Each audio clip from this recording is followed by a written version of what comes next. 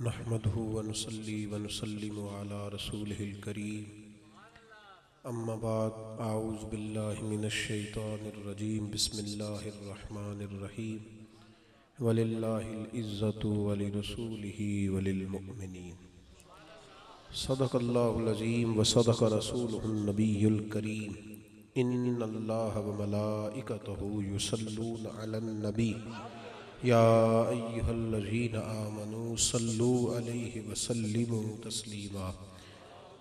अल्लाहुम्मा सल्लि अला सय्यिदिना व मौलाना मुहम्मदिन मादनिल जूद वल करम व आलिहि व सहबिहि व बारिक व सल्लिम। सारे हज़रात पढ़िए अस्सलातु वस्सलामु अलैका या रसूल अल्लाह व अला आलिका व अस्हाबिका या हबीब अल्लाह। सब हज़रात दुरूद शरीफ पढ़िए अस्सलातु वस्सलामु अलैका या रहमतल लिल आलमीन व अला आलिका व अस्हाबिका या खातमुन नबिय्यीन।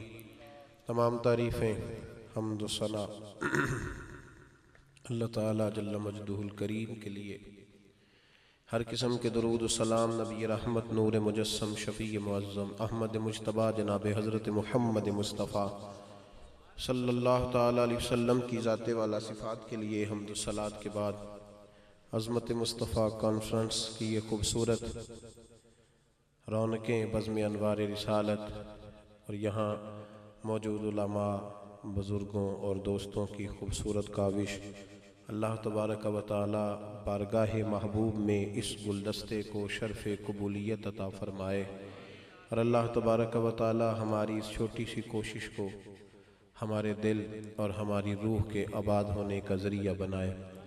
भाइयों, दुनिया में इज़्ज़त, वक़ार और एहतराम एक ऐसी चीज़ का नाम है जो ना सिर्फ़ ये कि सामने वाले के दिल में मोहब्बत पैदा कर देता है, बल्कि इज़्ज़त एक ऐसा हुस्न है कि इज़्ज़त करने वाले को भी वो निखार देता है। हमारे यहाँ आज सबसे बड़ी मुश्किल ये है कि लोग इज़्ज़त मांग तो रहे हैं पर इज़्ज़त दे नहीं रहे। लोग मुतालबा करते हैं कि मेरी इज़्ज़त की जाए, हर आदमी को शिकवा है, लेकिन बुनियादी मामला तो ये है कि हम इकराम करना शुरू कर दें, हम इज़्ज़त देनी शुरू कर दें, हम एक दूसरे के साथ प्यार और मोहब्बत और खुलूस का ऐसा रिश्ता कायम करें कि हमारे दिल, हमारी रूहें दूसरों को मौका देना और उनकी इज़्ज़त करना स्टार्ट कर दें। इज़्ज़त जहाँ नहीं ना होती वहाँ बड़ी सारी दौलतें भी काम नहीं करती, बड़ा सारा पैसा और सरमाया भी काम नहीं करता। जो खामद अपनी बीवी को उसकी मांगने से ज़्यादा खर्च देता है और जब वो कहती है मैके भी भेजता है और जिस तरह का वो चाहती है उस तरह का उसे रहने को मकान और पहनने को कपड़ा देता है, लेकिन गुस्सा बड़ा करता है, बार बार बुरा भला कहता है, तो वो बीवी अपने खामद से कहती है तो मुझे रोटी रूखी सूखी दे लिया कर, तो मुझे किसी कच्चे मकान में रख ले, लेकिन मेरी इंसल्ट ना किया कर, इसलिए कि वो जो तू मुझे गुस्से में बातें कहता है वो फिर मुझे बाद में भूलती नहीं, वो मेरे लिए सुहाने रूह बन जाती है। खामद भी मुतालबा करता है अपनी बीवी से, वो कहता है कि तू खाना नहीं भी ना पकाएगी तो बड़े होटल है मैं खा लूंगा, 50 रुपए दूंगा तो धोबी भी कपड़े इस्त्री कर देगा, पर तू मेरे माँ बाप की इज्जत किया कर। सही कह रहा हूं मैं?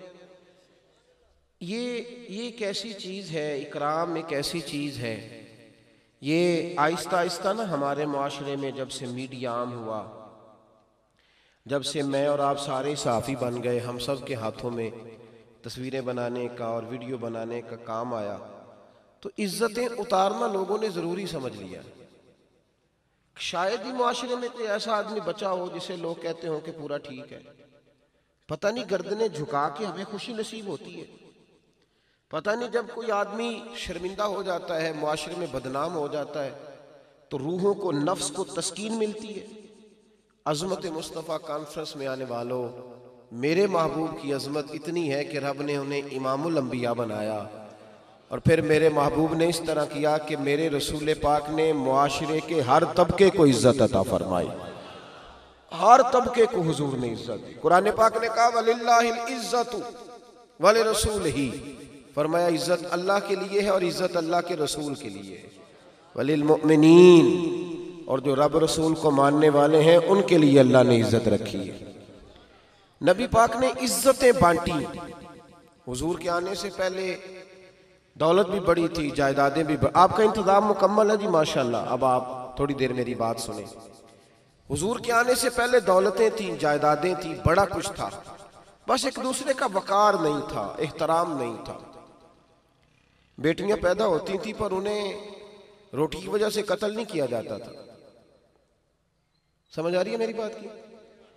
कहीं आपने ये पढ़ा है कि गुर्बत की वजह से लोग बेटियां कत्ल करते? नहीं, वो इसलिए कत्ल करते थे कि बेटी की वजह से हम रुसवा हो जाएंगे, दामाद के सामने गर्दन झुकानी पड़ेगी, हमें किसी को अपना दामाद मानना पड़ेगा। आज भी दामाद बड़ा तंग नहीं करते? कई दफा बड़ा तंग करते हैं, बड़ी आजमाइश में डालते हैं। लेकिन उस जमाने में चूंकि लोगों का अंदाज सोच का और था, तो लोग समझते थे कि दामाद की वजह से इज्जत कम हो जाएगी। मेरे रसूल पाक अलैहिस्सलातु सलाम ने बेटी को इज्जत ही इतनी दे दी, बेटी को वकार ही इतना दे दिया, बेटी को शान ही इतनी दे दी कि दामाद की सारी ज्यादतियां भी फूल ही लगने लग गई, वो सारा फूल बन गया। हुजूर ने इकराम इतना दे दिया, शान इतनी दे दी। कभी आपने देखा है कि एक घर में बेटी रहती हो तो वो जितनी दफा कमरे में आए बंदा उठ के खड़ा हो जाए, पर सैयदा फातिमा ज़हरा रदी अल्लाह ताला अन्हा फरमाती है, मैं जितनी दफा मुस्तफ़ा के कमरे में जाती हुजूर उतनी दफा ही उठ के खड़े हो जाते। बेटी को इकराम ही इतना दे दिया, इतना इकराम दे दिया, फरमाया जो बेटी पाल के आएगा ना, जिस तरह दो उंगलियां जुड़ी हुई हैं इस तरह मेरे साथ जुड़ के जन्नत में जाएगा। हुजूर ने इज्जतें दी, इज्जतें। नबी पाक ने वकार दिया, माँ को इज्जत दी, बाप को इज्जत दी, मौलवी, मुल्ला, मौली साहब, इमाम साहब, कितना किस अंदाज में लोग ये जुमला बोलते हैं। और जब गुफ्तगू हो रही होती है टीवी पर, एंकर जब बात कर रहा होता है तो लग रहा होता है किसी थर्ड क्लास आदमी की बात कर रहा है, जब वो मौलवी का जिक्र कर रहा होता है।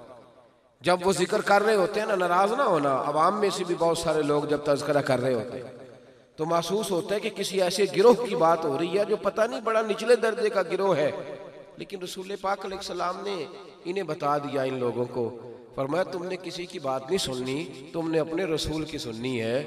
तुम देखो ना तुम्हारे नबी ने तुम्हें क्या शान अता की। मेरे महबूब फरमाने लगे, जब कोई दीन का इल्म हासिल करने के लिए घर से निकलता है, अभी आलिम बना नहीं, अभी मदरसे गया नहीं, अभी निकला है, दीन का इल्म हासिल करने के लिए जब कोई घर से निकलता है तो अल्लाह उसे ये शान अता फरमाता है कि फरिश्तों की ड्यूटी लगाता है कि इसके पैरों के नीचे पर बिछाने शुरू कर दो। नबी पाक इज्जतें देते, हुजूर नवाज देते। रसूल पाक का तरीका, हम लोगों की ना जाती जिंदगी पर उतर कर बहस करते हैं, जाती जिंदगी पर नीचे उतर कर, ये कमजोर लोगों की अलामत होती है। माज़अल्लाह ताला घर के अंदर के मामला डिस्कस करना, बहू बेटी की बात करना, कि बड़े कमजोर लोग होते हैं। बल्कि मैं कहा करता हूं ये हारे हुए लोग हैं, ये हारा है, अब मैदान में लड़ नहीं सका तो हार गया, अब छोटी बातें करने लगा है, फलाना खाता कहाँ से है, पहनता कहाँ से है, गाड़ी क्यों इतनी महंगी है, ये छोटे लोगों की बातें। जब हार गया तो अब जात पे हमले करने लगा। अबू जहल शराबी भी था, जालिम भी था, लुटेरा भी था, सारे काम करता था, लेकिन मेरे नबी पाक ने कभी उसकी इन गलतियों का जिक्र नहीं किया। ये उसे कहा कि ला इलाहा इल्लल्लाह, कुल ला इलाहा इल्लल्लाह तुफलिहु, कलमा पढ़ जा अल्लाह तुझे निजात अता कर देगा। लेकिन उसकी जाती जिंदगी पर उतर कर निजी, हमारे यहाँ लोग नीचे उतर कर बड़ी कमजोर जुमले बोलते हैं, इज्जतें उतारते हैं, वकार के खिलाफ बात करते हैं, ब्रेकिंग न्यूज जारी होती है वो, और बाद में कई दफा वो खबर बड़ी गलत निकलती है। लेकिन हमारा कमजोर मिजाज कि हम नीचे उतर कर बात करें और हम उन चीजों को डिस्कस करें जो दूसरे को छोटा करें। इमाम तबरानी ने हदीस लिखी है, नबी करीम अलैहिस्सलाम की बारगाह में कुछ औरतें आईं, अर्ज करने लगी, या रसूल अल्लाह सल्लल्लाहु अलैहि वसल्लम, हमारे औरतों के हक में तो नुकसान ही नुकसान है, नुकसान ही नुकसान। वो मैं भी जब देखता हूँ ना कि फलानी मेरे अंदर कमी है तो मैं सारा दिन कमी को रोता रहता हूँ। वो जो 99 खूबियां अल्लाह ने दी होती हैं उधर नहीं तवज्जो करता। वो गरीब आदमी सारा दिन यही कहता रहता, पैसे मिल जाए ना तो फिर बड़ी मौज है, खुदा के बंदे दोनों आंखें अल्लाह ने सलामत अता की हैं, घर में रहने को छत दी है, हीरे जैसे बच्चे अदा किए हैं, एक चीज नहीं तो उसके लिए ही सारी जिंदगी की सलाहियतें सर्फ कर देगा, उसी को सबसे बड़ी कमजोरी समझ लेगा।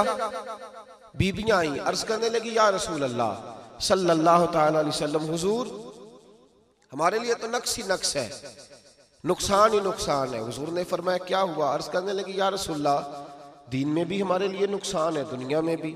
नबी करीम ने फरमाया किस तरह? तो कहने लगी हुजूर महीने में कुछ दिन तो ऐसे हैं कि ना हम नमाज पढ़ सकती हैं, ना कुरान पाक को हाथ लगा सकती, ये हमारा दीन का नुकसान है। जाहिर है उतने सजदे मर्दों के ज्यादा हो जाएंगे। अब तो खैर औरतों को फिक्र ही नहीं ना इन बातों की, मर्दों को भी कोई नहीं, औरतों की क्या बात करें कि सजदे कितने कम हो गए या कितने, ये तो कोई गिनती नहीं ना करता।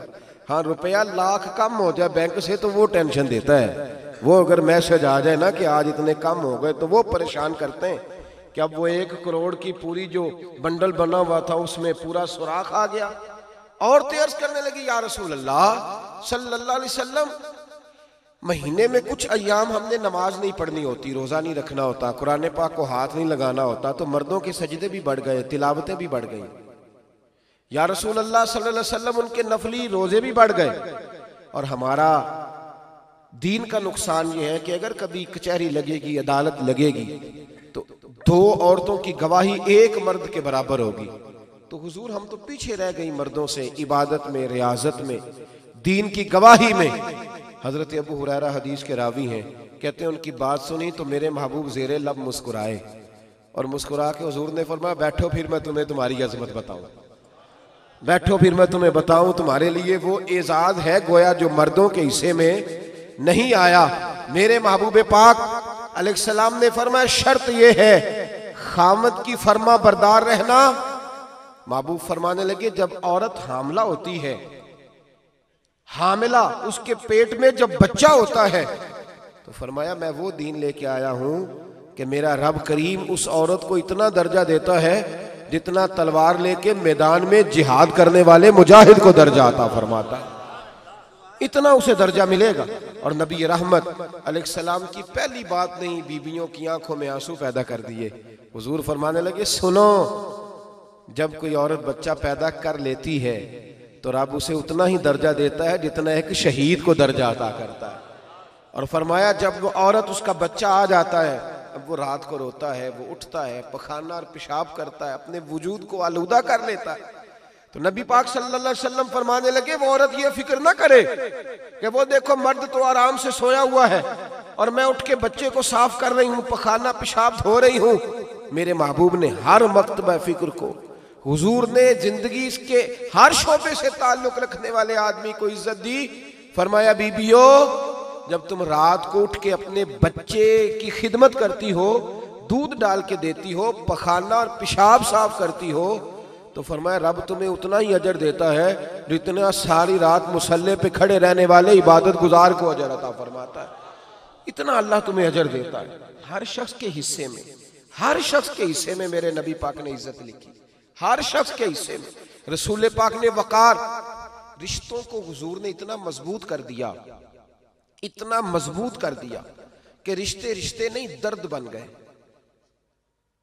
माँ का नाम आता है तो आंखों में आंसू आ जाते हैं ना, माँ का नाम आता है तो दिल तड़पता है ना यार।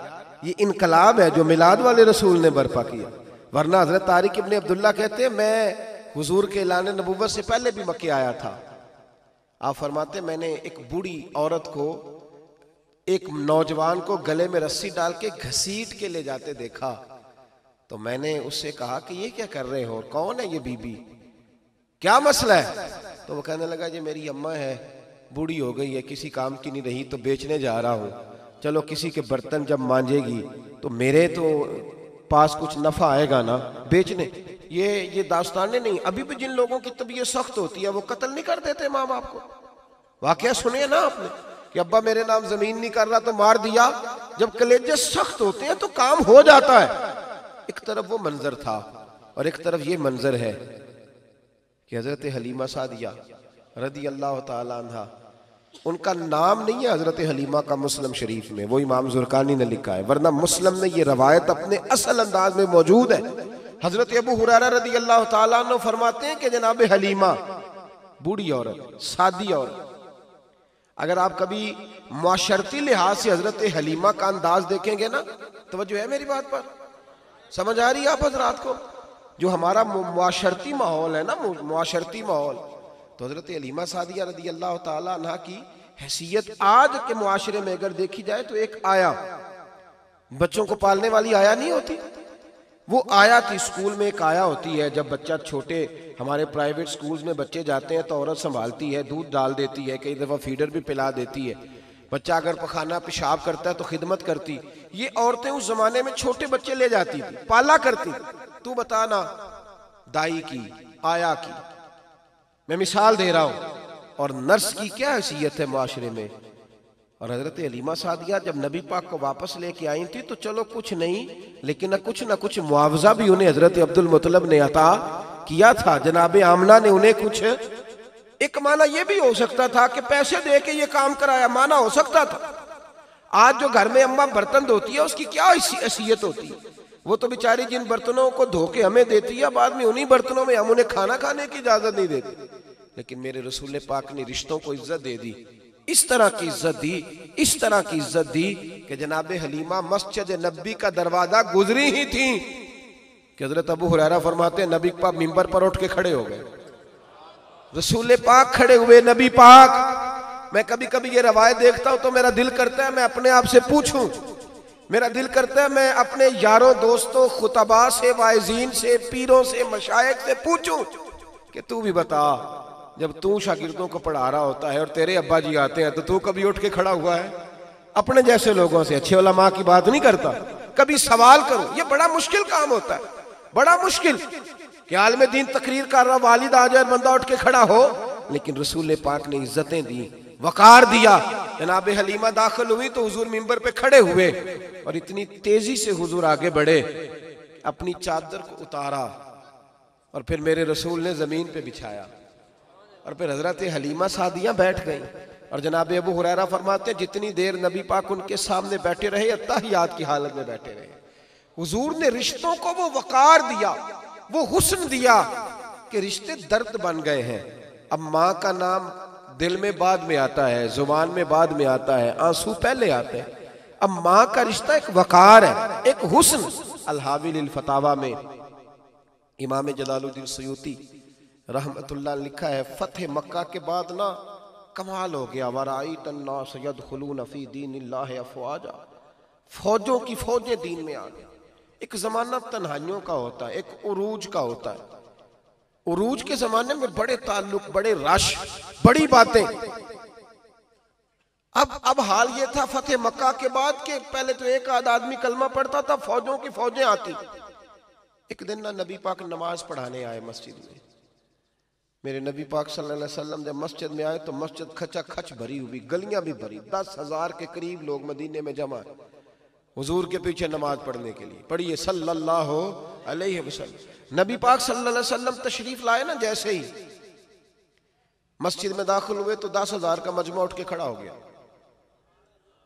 हमारे लिए लोग खड़े होते हैं तो हमारी आंखें पुरनाम नहीं होती, बल्कि हम अपना हक समझते हैं। हम कहते हैं इनका बनता है खड़े होना। हालांकि भाई दुनिया सब के लिए खड़ी नहीं होती। जब कोई खड़ा हो ना तो नजर झुक जानी चाहिए और तेरे दिल में ख्याल आना चाहिए कि या अल्लाह मुझ पे रहम ही रखना, ऐ अल्लाह मेरी पर्दा पोशी करना, या अल्लाह ये तेरी दी हुई इज्जत है, मेहरबानी कर, खुफिया तदबीर से महफूज फरमा। कि हमें एहसास नहीं होता इल्ला माशाअल्लाह। अल्लाह के महबूब दाखिल हुए तो 10,000 का मजमा खड़ा हो गया। 10,000 आदमी खड़ा हो तो एक कैफ बनता है। तो मेरे जैसा आदमी तो वेस्टकोट सीधी करने लग जाता है ना कि बड़ी शान है जनाब, कॉलर ठीक कर लो, दस्तार सीधी कर लो, क्या बात। इतने लोग भी कभी किसी के गाड़े के पीछे भागे। लेकिन नबी पाक का अंदाज क्या था? रसूल पाक की आंखों में आंसू आ गए। 10,000 आदमी खड़ा हुआ, हुजूर रो पड़े और इतना रोए कि जनाब अबू हुरैरा रदी अल्लाह ताला अन्हु फरमाते हैं कि मैंने नबी पाक के सीने से आवाज निकलती देखी। जब आदमी ज्यादा रोता है तो सीने से आवाज आती। हुजूर रोए कि सीने से आवाज आई। आप फरमाते हैं फिर हुजूर ने आंसू पूछे, फिर नमाज मुकम्मल हुई। जब लोग चले गए तो हज़रत अबू बकर सिद्दीक उठ के करीब गए, कहा या रसूल अल्लाह सल्लल्लाहु अलैहि वसल्लम आज कोई वजह नहीं थी रोने की, आप आए हैं और रोना शुरू कर दिया। तो मेरे महबूब फरमाने लगे आज जब मैंने अपनी वो शानें देखी, वो मकाम देखा, तो मुझे अपनी अम्मा की याद आ गई, माँ की याद। रिश्तों को वो इज्जत दी, वो वकार दिया, वो हुस्न दिया। कहाँ नमाज के लिए लोगों का खड़ा होना और कहाँ अम्मा की बात छेड़ देना। मेरे हबीब फरमाने लगे मुझे अपनी अम्मा आमिना की बात याद आई। मेरी माँ ने तो वो दौर देखा था जब वजूद पे कपड़े भी पूरे नहीं थे, दिल करता था आज अम्मा मौजूद होती, मैं नमाज पढ़ाने आता, अल्लाहु अकबर कह के नियत बांधता, सुभानक अल्लाह के बाद सूरह फातिहा पढ़ता और सूरह फातिहा मुकम्मल पढ़ लेता कि मेरी अम्मा अम्ना को कोई काम याद आता, वो पर्दा सिरका के कहती बेटा मोहम्मद मेरी बात तो सुनना। तो महबूब फरमाते अल्लाह की इज्जत की कसम मैं नमाज छोड़ देता, पहले माँ की बात सुन के आता, मैं छोड़ देता नमाज। वकार दे दिया, वकार, वो हुस्न बख्शा, वो तवानाई बख्शी। कहते पहले तो हुजूर रो रहे थे ना, जब हुजूर ने वजाहत की तो फिर सारे रोने लग गए, फिर सब रोने लग गए, फिर अपना अपना दर्द, अपना अपना ज़ौक़, अपना अपना शौक। क्यों नहीं तू माँ को इज्जत देता, क्यों नहीं तू चंद घड़ियां बाप को टाइम देता, क्यों नहीं तेरा दिल करता कि तू रात को जब ड्यूटी से, मैं कहा करता हूं कि यार को तो हम फोन करते हैं, यार आज रोटी ना खाना, आज मैं आऊंगा मगरिब के बाद और चलेंगे इकट्ठे खाना खाने। यार को तो फोन किया, काश तू बूढ़े बाप को भी फोन करता कि अब्बा जी आज रोटी ना खाना, आज मैं आऊंगा तो मिल के खाएंगे, आज ना मैं आपकी पसंद की चीज लाऊंगा। तो अम्मा को भी कभी फोन करता कि अम्मा तू जरा रुकना, खाना ना खाना। मैं कहा करता हूं कि सिर्फ नंबर भी लगाओ ना कभी माँ बाप के लिए, नंबर भी, नंबर टांगने के लिए।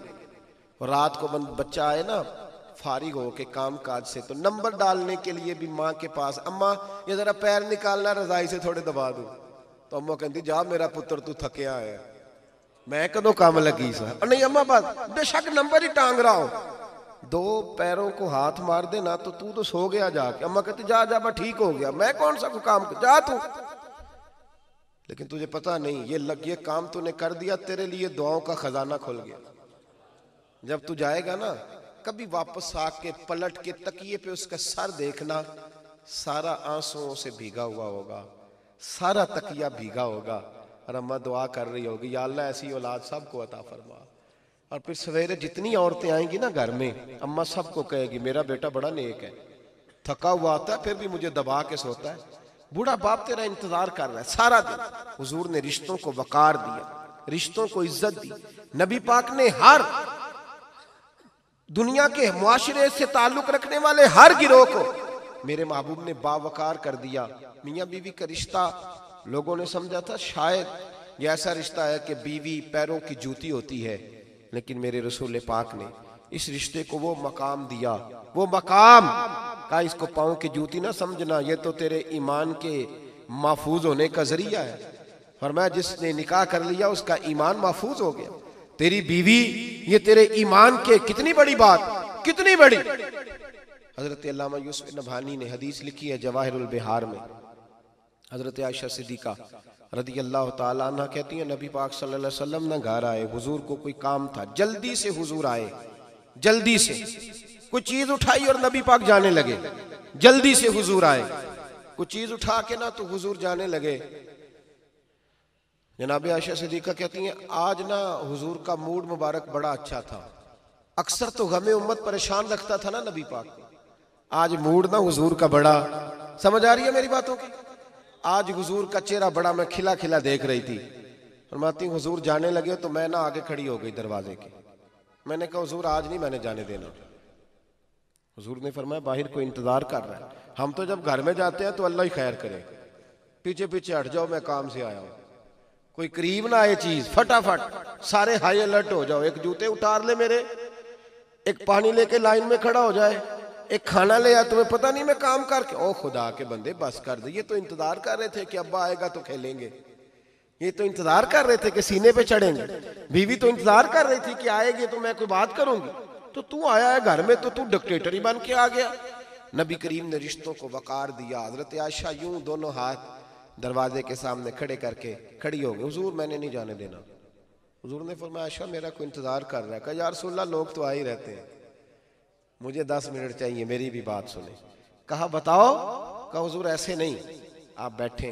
महबूब बैठ गए, अर्ज करने लगी, या रसूलल्लाह आज मूड बड़ा अच्छा है। मेरे वालिद जनाब अबू बकर सिद्दीक ने मुझसे कहा था, जब हुजूर की तबीयत को बड़ा हशाश बशाश देखो ना बेटे, तो मेरी और अपनी बख्शिश की दुआ करा लेना, मेरी और अपनी बख्शिश की। अब तो बख्शिश की दुआ कराने भी कम ही लोग आते हैं। अब तो वही वजीफा पूछते हैं जिससे काम कोई ना करना पड़े और पैसे छम छम गिरे, वो वाला वजीफा पजारों के लिए और मकान के लिए और बंगले के लिए। बख्शिश की बात को तो फिक्र होगी तो कोई कराएगा ना, लेकिन वो तो हमारा माहौल ही नहीं रहा। हजरत आयशा ने अर्ज की कि मेरे वालिद ने कहा था, जब हुजूर की तबीयत बड़ी अच्छी है, शाश बशाश देखो, मेरी और अपनी बख्शिश की दुआ करा लेना। तो नबी करीम बैठ गए। हुजूर ने हाथ उठाए, नबी पाक ने दुआ मांगनी शुरू कर दी। कहा, या अल्लाह आयशा और अबू बकर को इज्जत वाली जिंदगी अता फरमा, या अल्लाह इनका हिसाब कयामत में आसान फरमा। और फिर कहा, ऐ अल्लाह इन्हें बगैर हिसाब ही जन्नत अता फरमा। जब ये लफ्ज कहना तो जनाब आयशा रोने लगी, उनका सारा पल्लू आंसुओं से भीग गया। फरमाती हैं, हुजूर उठ के जाने लगे, खुश हो गई हो हुजूर, हो गई हो। जाने लगे ना दरवाजे पे, तो महबूब फिर लौट आए। फरमाया, शाह मेरी दुआ सुन के रो रही हो? कसम अल्लाह की इज्जत की, मैं अपने हर उम्मती के लिए यही दुआ दिन में 2 मरतबा मांगा करता, हर एक के लिए ये दुआ। हुजूर इज्जत दे दे, रिश्तों को वकार। माशरे में ना एक तबका और भी है जिसको इज्जत की बड़ी जरूरत है। नौजवान तवज्जो करेंगे मेरी बात पे। नौजवान, वो पता कौन सा तबका है? वो अनपढ़ लोगों का तबका है।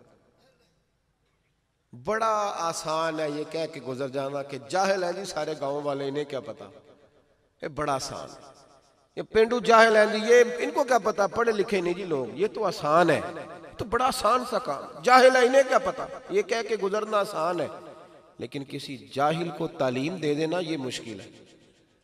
तू बताना, तू पढ़ा लिखा था तो तूने इन जाहिलों के साथ इनको तालीम कितनी दी? मेरे जैसा आदमी 4 दिन मदरसे में रह था, लोगों को दुआए कुनूत ही नहीं आती। तो पहला सवाल यह है कि मौलाना आपने कितने लोगों को याद कराई है? किसको आपने कहा था इधर आओ दुआए कुनूत याद कराओ? ये तकरीर में कह देना तो आसान हुआ कि नमाज जनाजा नहीं आता। आपने कितने लोगों की मिन्नत की कि भाई ये जनाजा याद कर लो? ये कहना आसान है कि लोग ये तो लफ्ज कहने ही बड़े आसान। जाहिल है जी सारे, इन्हें क्या पता। मौला अली शेर खुदा करम अल्लाह ताला वजहुल करीम से किसी ने पूछा था, अक्लमंद कौन होता है, पढ़ा लिखा कौन होता है? फरमाने लगे, जो जाहिलों के बीच गुजारा सही करे। ये तो आपने मुआशरे से काट दिया ना कह के जाहिल है, क्या पता। जो लोग अक्सर जहाज में ट्रैवल करते हैं ना, वो जब बैठे होते हैं ना उम्रे की फ्लाइट में, तो जो बूढ़ा बाबा आता है ना अंदर, जो पहली दफा बेचारा पेंडू है, देहाती है, गांव का रहने वाला है, उसको नहीं पता सीट नंबर क्या है। उसको क्या पता? उसको तो पता है जब बस में चढ़ते हैं तो जो सीट खाली होती है बैठ जाते हैं। तो बाबा जी अब बैठ गए बेचारे, फिर वो अमला आया, अगर उन्होंने कुछ सख्त बात कह दी तो नौजवान मजाक उड़ाते। नाराज ना होना, मिल्लत के जवान मजाक, देखो जी आ जाते हैं, इन्हें पता ही नहीं। तो मैं कहता हूं कि बाबा को तो वो तो बूढ़े हैं, उन्हें तो नहीं पता, लेकिन मेरी नजर में तू जाहिल है, तू अनपढ़ है, तू फजूल आदमी। तू अगर पढ़ा लिखा होता ना तो तुझे जब समझ आ गई थी ना कि मेरे इलाके के बाबा जी हैं और बेचारे सादे हैं, पहली दफा जहाज में चढ़े हैं, तो तू फटाफट उठता, उठ के उनका बाजू थामता, फिर उनका सीट नंबर देखता, फिर उस सीट पे बिठा के आता, फिर पानी का गिलास पिलाता, फिर बेल्ट बांधता, और फिर कहता, बाबा जी जरूरत पड़ी ना तो वो सामने मैं सीट पे बैठा हूं, मुझे आवाज दे लेना, मैं फटाफट आ जाऊंगा। ये था तेरा इल्म, ये था तेरा। मेरे रसूल पाक क्या करते? काजी अय्याज ने हदीस लिखी शिफा शरीफ में, क्या ही बात है मेरे मुस्तफा की, क्या ही बात। एक बद्दू आ गया नबी पाक के पास, हुजूर के पास बद्दू आया। उसने आके कहा, रात का वक्त था, हुजूर कुछ दीजिए, मांगने आया हूं। नबी पाक ने कुछ दिया। हजरत उमर फारूक भी थे, अनस बिन मालिक भी थे, जनाब अबू हुरैरा भी थे। कुछ दिया, कहने लगा आपने तो कुछ भी नहीं दिया, मैंने तो बड़ी तारीफ सुनी थी, कुछ भी नहीं दिया आपने, ये आप क्या दे रहे? माअज़ल्लाह सुम्मा माअज़ल्लाह, नकले कुफ्र कुफ्र नबाशा, ये क्या दे रहे? हजरत उमर ने तलवार निकाल ली, फरमाया तेरी गर्दन काटूंगा, तू बेअदब है। हुजूर फरमाने लगे, उमर ठहर जा, जरा जल्दी ना कर, जरा अच्छा ये बताएं कि मुझे जो मैं कोई फकीर आ जाए, उसने गाड़ी इशारे पे खड़ी हुई दस्तक दी शीशे को, मैंने शीशा नीचे किया, उसने कहा जी कुछ दीजिए, मैंने दिए 10 रुपए, उसने कहा नहीं 100 का नोट लेना है, तो मैं पता क्या करूंगा, मैं तो कहूंगा तू अभी देना जी, तो 100 ला बधाई उतो ही ली, इधर करना भाई तुझे दे दिया जा, ये क्या बात हुई। और अगर कोई हमें बात कर दे जाते दफा कि जनाब आपने दिया क्या है, तो हो सकता है गाड़ी ऊपर चढ़ा दे लोग कि फकीर होके ताना दे गया। उसने कहा या रसूलल्लाह कुछ दीजिए, हुजूर ने दिया, कहने लगा आपने तो कुछ भी नहीं दिया। हजरत उमर ने तलवार निकाली, मेरे अभी फरमाने लगे ठहर जा यार, जल्दी ना कर, ठहर जा जरा, वक्त दे। अल्लाह अकबर। हजरत उमर कहते हैं मुस्तफ़ा करीम उस देहाती को घर ले गए, रात घर में रखा, सिरका खिलाया, खजूरें दी, खाना दिया, दूध पिलाया, फिर हुजूर ने देना शुरू किया। फरमाया और ले ले, थोड़ा और ले ले, थोड़ा और ले ले। जब बड़ा दिया तो कहने लगा हुजूर बस कर दे, अब तो मुझसे उठाया भी नहीं जाएगा, बस कर दे। कहने लगा या रसूलल्लाह अल्लाह आपको मेरी तरफ से भी सिला दे, मेरे कबीले की तरफ से भी सिला दे, मेरे घर वालों की तरफ से भी सिला दे। और फिर कहने लगा या रसूल अल्लाह मैंने दुनिया बड़ी देखी है पर आप जैसा सखी कोई नहीं देखा, आप जैसा सखी मेरे करीम से गर कतरा किसी ने मांगा, दरिया बहा दिए, दुर्बे, ये लफ्ज है दुर्बे बहा दिए, दूर अलहदा है बेबहा, फिर इसकी शेर की समझ आएगी, दुर्बे बहा दिए हैं। नबी करीम सल्लल्लाहु अलैहि वसल्लम ने दिया, खुश हो गया। सुबह हुजूर फरमाने लगे ये जो तूने दोबारा बात की है ये मेरे सहाबा के सामने कर दोगे? जब तुमने कहा था ना कि नबी नहीं देते, फिक्रे पे गौर करना, जब कहा था ना नहीं देते तो उनके दिल टूट गए थे, जब तू कहेगा ना मुस्तफ़ा बड़ा देते हैं तो दिल राजी हो जाएंगे, ये कह दोगे? का हुजूर कह दूंगा। अल्लाह के महबूब सुबह लाए, सहाबा मौजूद थे, नमाज के बाद नबी पाक ने फरमाया कर बात, तो वो कहने लगा जनाब मैंने तो कभी सोचा ही नहीं था मुझे इतनी खैरात मिलेगी, मैंने तो सोचा ही नहीं। और कहने लगा तेज आंधी इतनी तेज नहीं चलती, तूफान में हवा इतनी तेज नहीं चलती, इतनी मुस्तफ़ा की सखावत तेज चलती है।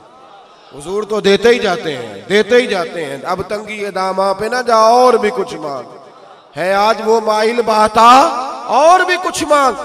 का क्या बात है, हुजूर ने कमाल कर दी।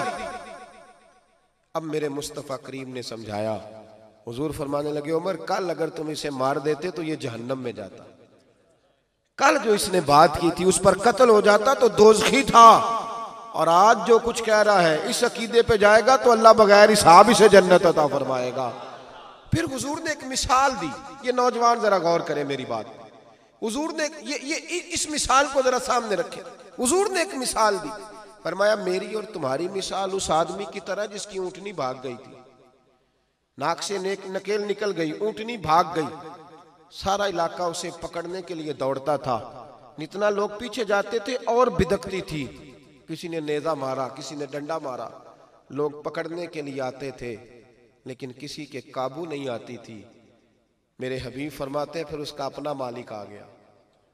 मिसाल पे गौर करना, ऊँटनी भाग गई, नाक से नकेल निकल गई, जमाना कोशिश कर रहा था, काबू नहीं आती, फिर अपना मालिक आ गया, उसने जमीन से थोड़ा सा चारा उठाया, लोगों से कहने लगा पीछे हटो, तुम्हें क्या पता, चारा उठाया, ऊँटनी को दिखाया तो ऊँटनी दौड़ी हुई आई, उसने थोड़ा सा चारा खिलाया, फिर उसकी पुश्त पे हाथ फेरा, फिर बगैर किसी की मदद के उसके नाक में नकेल डाल दी, फिर लोगों को कहने लगा देख लो मैंने बांध ली है ना, अब मैं ऊपर बैठ के जा रहा हूं। और कहने लगा तुमने तो मेरी ऊँटनी निडाल कर दी थी, ऊँटनी मेरी है, संभालने का तरीका भी मुझे ही आता है।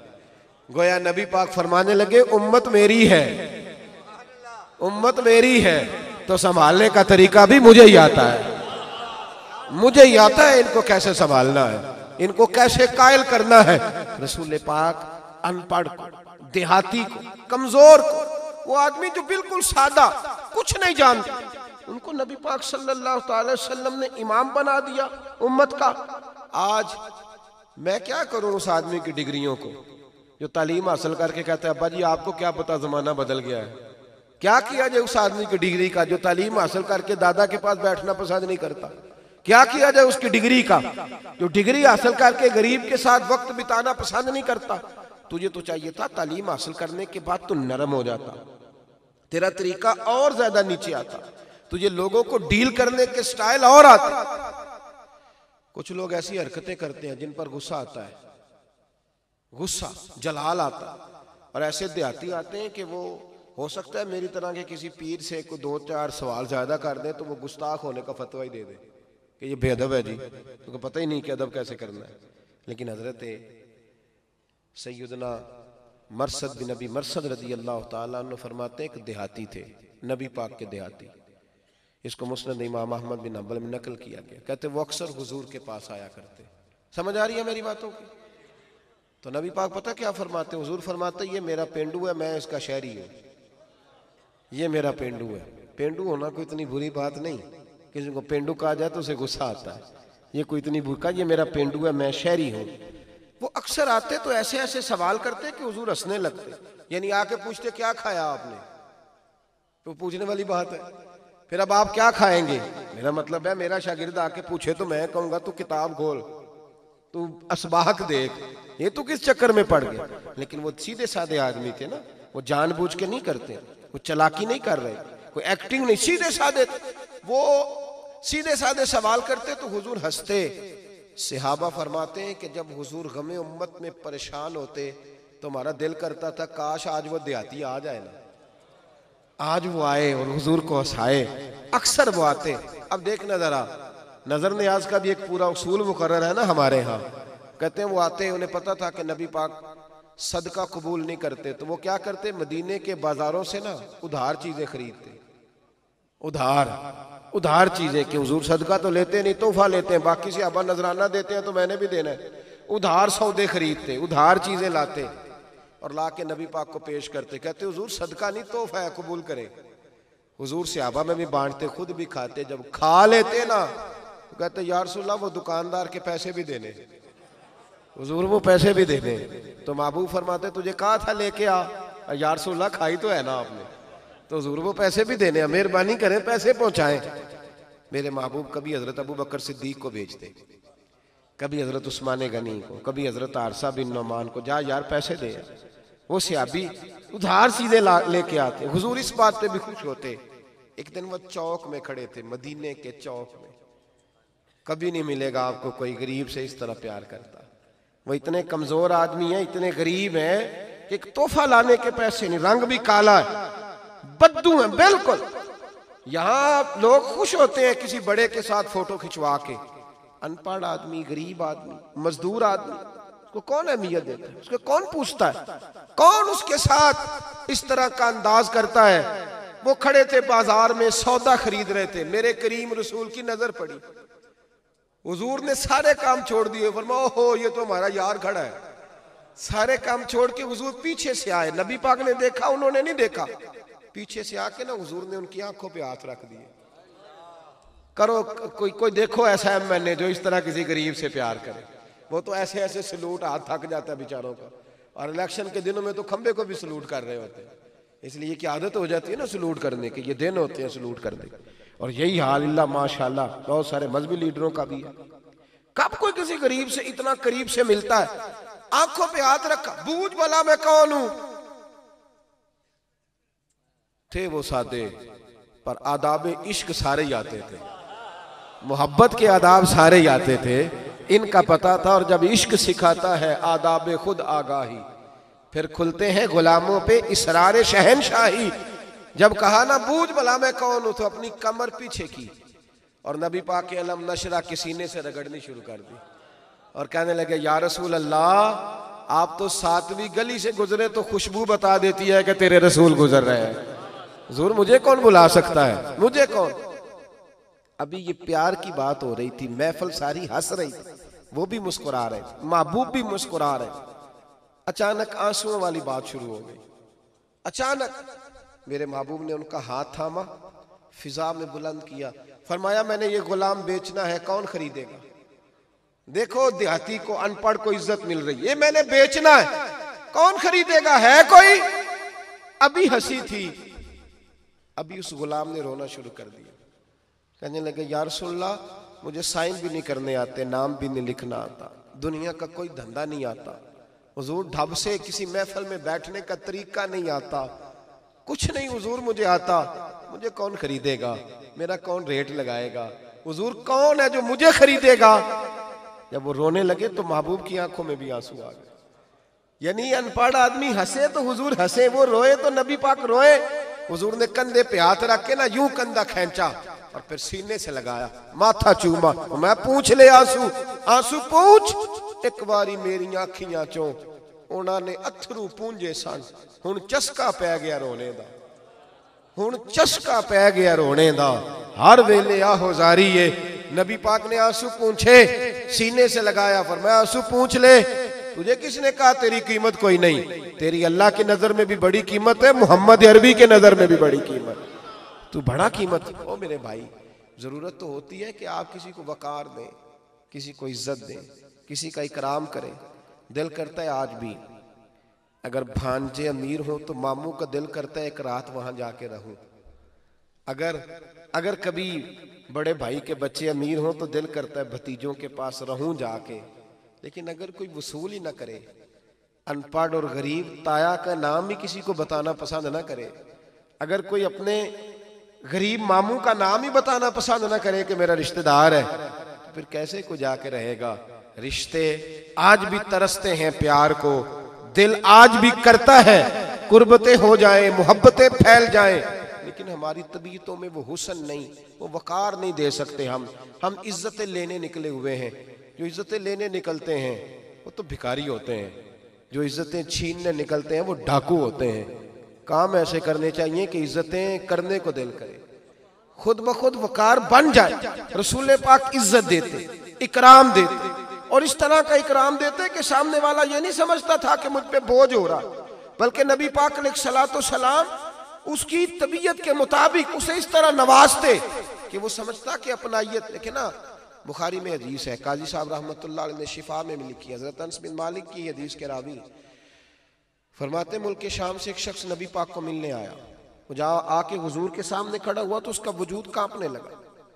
डरते नहीं लोग, बड़ा बड़ा डरते हैं, मैंने देखा है वजीरों से भी डरते हैं, पीरों से भी डरते हैं, ऐसे कांप रहे हो, पता नहीं क्या हो जाए, वो डरने लगा आदमी। नबी पाक सल्लल्लाहु अलैहि वसल्लम ने फरमाया डरते क्यों हो? कहने लगा जी मुझे आपके दरबार के आदाब नहीं आते, और अरब का माहौल ये है कि जरा बात तबीयत पे नागवार गुजरे तो गर्दनें कट जाती हैं, तो मैं डर रहा हूं कहीं को मसला ना बन जाए। हजरत अनस कहते हैं, वो कहने लगा आप मदीने के अमीर हैं, सरबराह मुमलिकत हैं, बादशाह हैं, तो मुझे खौफ आ रहा है कि कोई खिलाफ अदब बात ना हो जाए। कहते हैं जब उसने ये बात की तो मेरे नबी पाक की आंखों में आंसू आ गए। हुजूर जमीन पे बैठ गए घुटनों के बल, और हुजूर रोने लगे। फरमाया तू किसी बादशाह के पास नहीं आया, तो उस बेटे के पास आया है जिसकी माँ गोश्त के खुश्क टुकड़े खा के भी गुजारा कर लेती थी। तो उस बेटे के पास ये अंदा, ये अतवार, ये तरीके, ये हुस्न। कुछ रिवायतें हम ऐसी पढ़ते हैं जो रिवायात ज़ेन साजी नहीं सिर्फ करती बल्कि तबीयत की मिराज करा देती हैं, जो इस तरह का लेवल जिंदगी में बनाती हैं कि शायद इंसान समझता है कि इससे आगे जिंदगी का और कोई हुस्न मजीद नजर नहीं आ सकता। सहाबा कहते हैं कि पागल औरत नबी पाक के पास आ गई। पता है पागल खाने क्यों भरे हुए हैं? अगर लोग लोगों के दुख सुनते ना तो दुनिया इतनी पागल ना होती। अगर दिलों के बोझ हल्के, ये हमारे सूफिया जो तवीज़ धागा करते थे ना, अब तो दुकानदारी बन गई ना। जब कोई आदमी तवीज़ लेने आया करता था वो सारा दुख सुना के जाया करता, वो सारी बात सुना लेता था, उसका बोझ हल्का। आपको पता है डॉक्टर वो वाला इंसान को अच्छा लगता है जो पूरी बात सुने। तो कहता डॉक्टर ने मेरी सुनी तो है नहीं, तो उसने क्या मेरा इलाज करना। ये जो सुनाना होता है ना, सुनाना, हम सुनते नहीं, टाइम नहीं, बिल्कुल सुनते नहीं, बल्कि हम सुनाना चाहते हैं। हालांकि अल्लाह ने जुबान एक दी है, कान दो दिए। इसका मतलब है सिंगल कहना चाहिए, डबल सुनना चाहिए।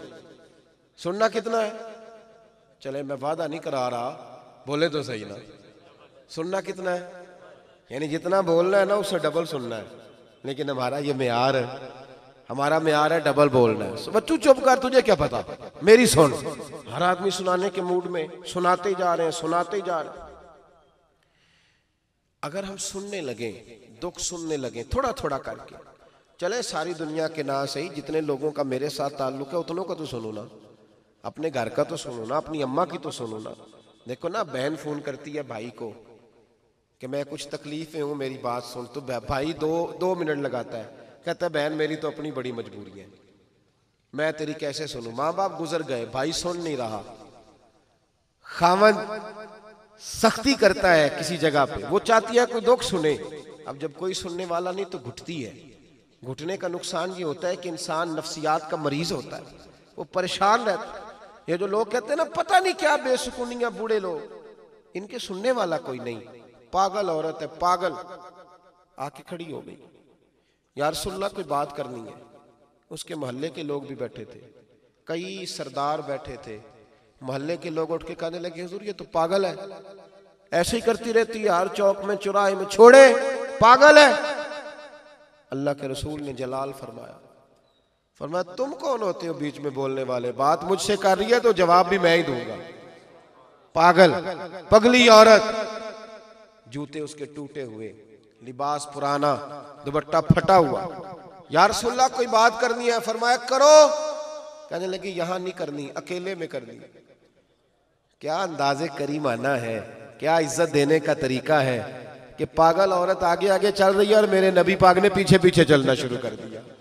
एक सहरा में ले गई, सहरा में रेत पे हुजूर को बिठा लिया, बातें सुना रही है, कहती या रसूलल्लाह बच्चे रोड़े मारते हैं, इन्हें मना करें। महबूब ने फरमाया कर दूंगा मना, कोई नहीं मारेगा। या रसूल अल्लाह सल्लल्लाहु ताला अलैहि वसल्लम लोग मुझे पागल कहते हैं, इन्हें मना करें। फरमाया कह दूंगा, नहीं कहेंगे। फिर रो पड़ी, कहने लगी हुजूर मेरी सुनता कोई नहीं। महबूब भी रो पड़े, फरमाया मैं सुन जो रहा हूं, मैं जो सुन रहा हूं तो मुझे सुना। खुल के बातें सुनाई, दिल का बोझ हल्का करके उठ के खड़ी हुई, कहने लगी मैं अब थक गई हूं, आप जाएं। तो महबूब फरमाने लगे किसी की परवाह ना करना, जब जरूरत पड़े दोबारा आ जाना, मैं तेरी सुनूंगा। मेरे भाई, अगर हुजूर किसी पागल को, बद्दू को, देहाती को ये वाली इज्जत देते हैं तो मुझे बतलाइए ना हमें कितना इकराम करना चाहिए। हजरत सलमान फारसी कहते हैं मैं बिकता बिकाता आया था, बिकता बिकाता, कोई नहीं था मेरा। जब मैं मदीने आ गया तो मुझे एक माहौल मिल गया, सारे अपने मिल गए। एक दिन एक शख्स ने बरादरी का ताना दिया, मैं रोने लगा। उसने कहा कौन सी बरादरी, तेरा तो दूसरा घर ही कोई नहीं, कौन है तू, कहां से आया। उसने ताना दिया तो मैं रोने लगा। फरमाते मस्जिद नबी के कोने से लाके रो रहा था, जुमे का दिन था, नबी पाक जुमा पढ़ाने आए। सलमान क्यों रोते हो, कहा हुजूर कुछ नहीं। बताओ ना क्यों रोते हो। हजरत सलमान फारसी कहते हैं मैं फिर रोया। मैंने कहा या रसूलल्लाह लोगों ने ना मुझसे कबीले पूछना शुरू कर दिया, बरादरी पूछते, हुजूर क्या बताऊं, कोई है ही नहीं, किस बरादरी का नाम लूं, मेरा तो यहाँ कोई भी नहीं। ये तारीख में ऐसे जुमले आपको नहीं मिलेंगे। मेरे महबूब ने दस्ते मुबारक पकड़ा और हुजूर ने फिजा में बुलंद किया, फरमाया कौन है जो मेरे सलमान से बरादरी, कबीला, रंग और नस्ल और इलाके का सवाल करता। सुनो, सलमान मिन्ना अहले बैत, सलमान को आज से मैंने अहले बैत में शामिल कर लिया है। अगर इसकी माँ का नाम पूछना हो तो खतीजतुल कुबरा है, अगर इसकी बहन का नाम पूछना हो तो फातिमा ज़हरा है, भाई का नाम पूछना हो तो अलीउल मुर्तज़ा है, और बाप का नाम पूछना हो तो मोहम्मद मुस्तफ़ा है। सलमान मिन्ना अहलुल बैत। इतनी भी कोई किसी को इज्जत देता है, इतना भी कोई वकार देता है, यार को इतना भी नवाजता है। खस खस गिन्ना कदर नहीं मेरा, इते साहिब नू वड्याइयां, मैं गलियां दा रूड़ा कूड़ा महल चढ़ाया साइयां। आज की अजमत मुस्तफ़ा कॉन्फ्रेंस में आने वालों, अगर अजमत वाले रसूल को मानने वाले हो तो अजमतें देनी शुरू कर दो, इकराम करना शुरू कर दो। और ये बनावट वाला नहीं, एक्टिंग वाला नहीं, तुम्हारा दिल करे इज्जत करने, तुम्हारी रूह करे इज्जत करने, रूह करे इज्जत करने, इज्जतें बांटनी शुरू करो, प्यार। मेरे नबी ने तो कहा करीमो औलादकुम, औलाद की भी इज्जत किया करो, औलाद की भी इज्जत करो, इनको भी बेटा जी कह के पुकारो। छोड़ दें जो मखदूम बनने के चक्कर में होते वो तो तंग रहते हैं, हर वक्त टेंशन रहती है, उसने सलूट नहीं किया, उसने हाथ नहीं चूमे, इसने सही नारा नहीं लगाया, तो टेंशन में है। और जो खादिम हो जाए, नौकर की तो नखरा की, उसे परवाह कोई नहीं, जिस तरह को मर्जी करे, वो तो अपनी मौज में है। लिहाजा इज्जतें दें, वकार दें। हम बड़े बड़े कमज़ोर लफ्ज़ बोलते हैं, बड़े बड़े ऐसे लोग देखे ना उलमा के बारे में कमज़ोर जुमला। खुदा के बंदे तुझे पता है ये किस मसनद पे बैठा है? कोई किसी कुर्सी पे, कुछ किसी कुर्सी पे, ये रसूलुल्लाह की मसनद पे बैठा है। कभी कमज़ोर जुमला ना बोले, इज्जत दें, वकार दें हर उस शख्सियत को जिसको अल्लाह रसूल ने वकार दिया। मेरे नबी ने तो कहा जिसकी दाढ़ी इस्लाम में सफ़ेद हो जाए उसकी भी इज्जत करो, उसकी भी। फरमाया जिसने सफ़ेद दाढ़ी वाले की इज्जत की समझे मैंने अपने रब की इज्जत की। इतने बड़े दर्जे, इतने बड़े इज्जतें देनी शुरू करें। जब मुआशरे में इज्जतें आम होंगी ना तो फिर खुशबू फैलेगी, फिर वकार फैलेगा, फिर हुस्न फैलेगा। दुआ करता हूँ जो मैं कह सका अल्लाह कबूल फरमाए, जहाँ भूल गए मालिक हमसे दरगुजर फरमाए। आखिर दावा अनिल हम्दुलिल्लाह।